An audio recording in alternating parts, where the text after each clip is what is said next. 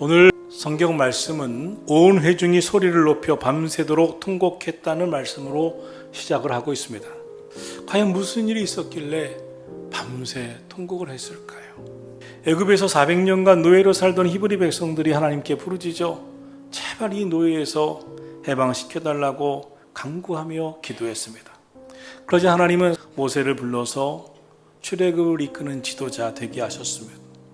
이제 노예로 수백 년간을 살던 200만 명이 하나님이 세우신 지도자 모세를 따라서 가나안 복지를 향해 갔습니다.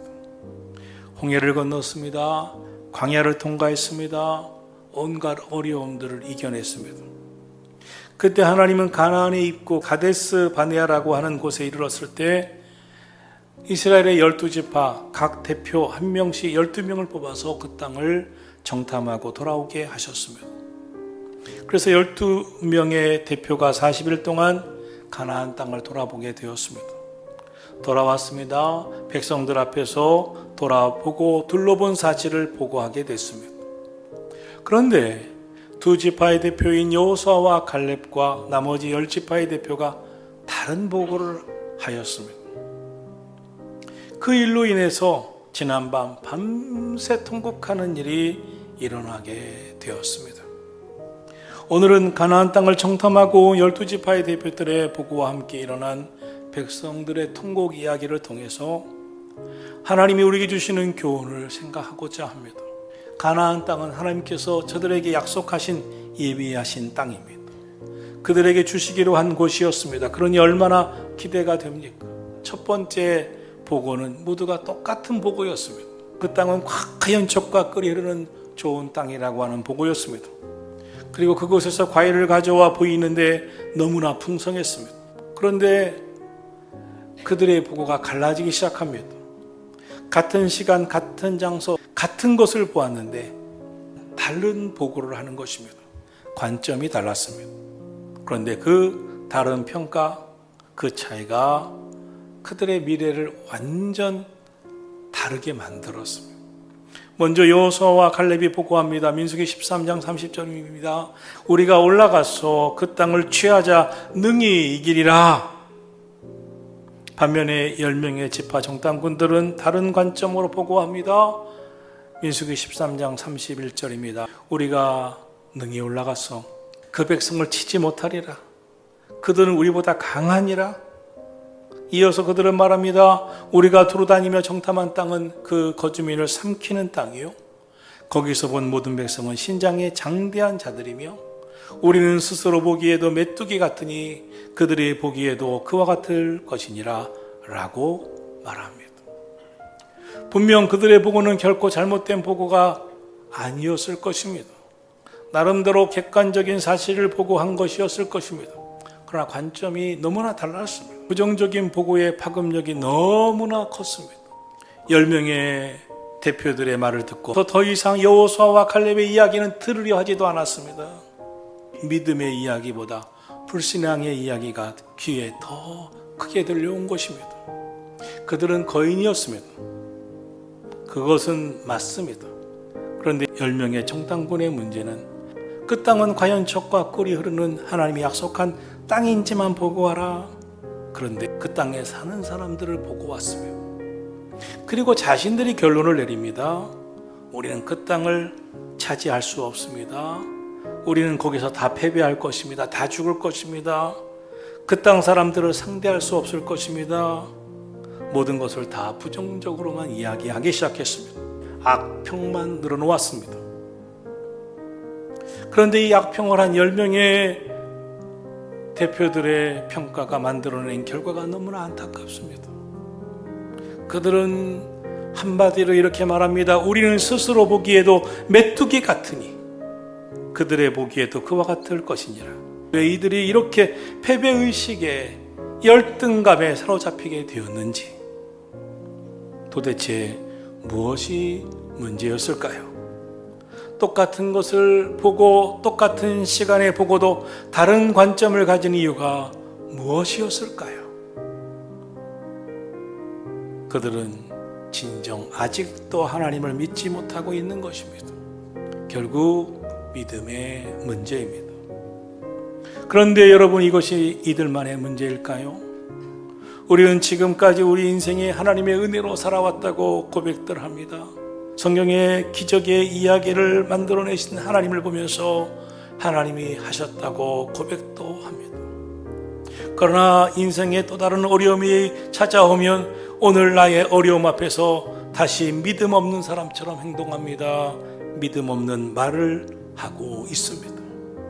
이렇게 모든 백성들이 한밤중에 원통하다고 원망하면서 울부짖는 그때 민수기 14장 5절은 말씀합니다.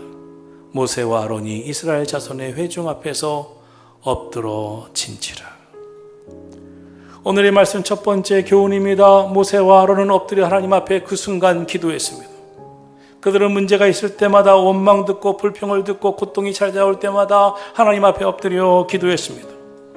왜 엎드려 기도했을까요? 하나님 역사해 주셔야 됩니다. 하나님이 인도해 주셔야 됩니다. 모세는 자기의 감정에 빠져서 그들과 다투거나 그들을 미워하고 싶지 않았습니다. 하나님께서 인도해 주실 것을 믿었기에 하나님 앞에 엎드려 기도했습니다.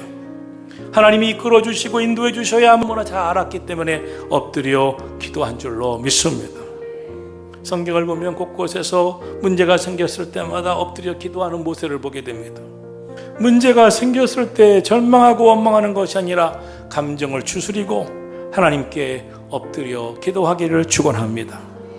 모세의 기도를 보고 있던 여호수아와 갈렙이 보고를 이어갑니다.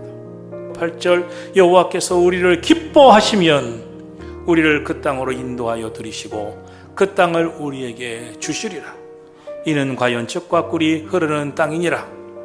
그들은 외칩니다. 여호와께서 우리를 기뻐하시면.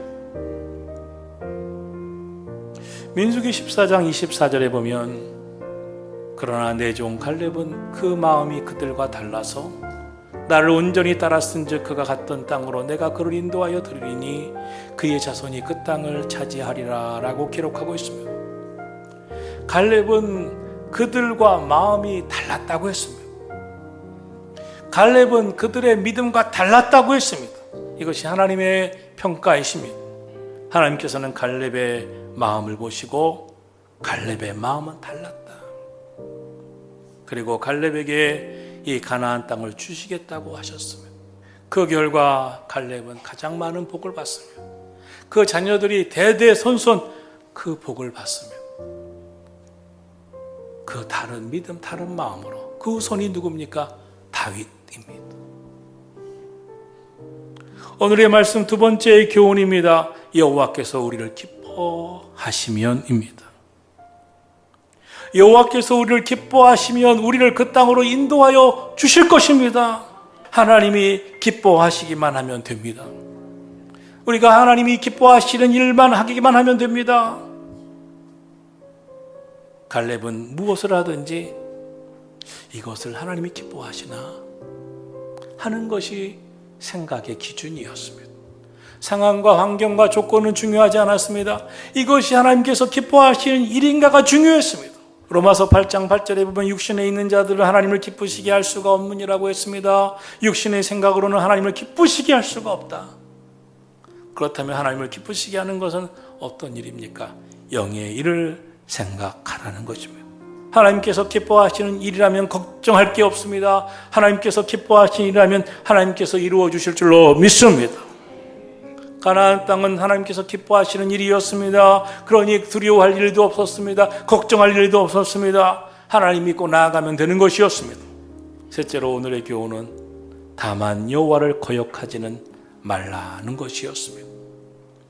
민수기 14장 9절에 보면 다만 여호와를 거역하지는 말라. 또 그 땅 백성을 두려워하지 말라.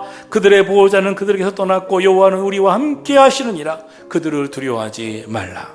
우리의 환경이 어려워질 때 제일 걱정할 것은 환경보다 내 믿음, 내가 하고 있는 신앙생활의 여부입니다. 어떤 사람들은 너무나 바빠져서 예배 좀 못 나오겠습니다. 너무나 삶이 힘들어지고 너무나 괴로워서 봉사도 못하겠습니다. 그동안 하나님의 인도를 따라 복을 받고 해왔던 사역도 중단하겠다고 환경이 어려워져서 예배도 중단하겠다고 하시는 분들도 있습니다. 그러면 어떻게 하나님을 기쁘시게 하시겠습니까? 여러분과 저를 향한 그분의 기뻐하심이 없다면 어떻게 회복이 있고 재기가 가능하고 어떻게 축복이 있고 역전의 승리가 있겠습니까? 여호수아나 갈렙은 어떤 마음으로 순종했겠습니까? 그래도 순종하면 하나님이 책임져 주실 것이다라는 믿음 아니겠습니까? 그래서 외쳤습니다. 다만 여호와를 거역하지는 말라. 결국 이 순종이 축복을 받았습니다. 여호수아와 갈렙은 외쳤습니다. 그 땅 백성을 두려워하지 말자. 그 이유는 한 가지다. 하나님이 우리와 함께 하시기 때문이니라. 여러분, 아무리 힘들고 어려워도 말씀과 기도로 믿음과 순종으로 나가시기를 예수님의 이름으로 축원합니다.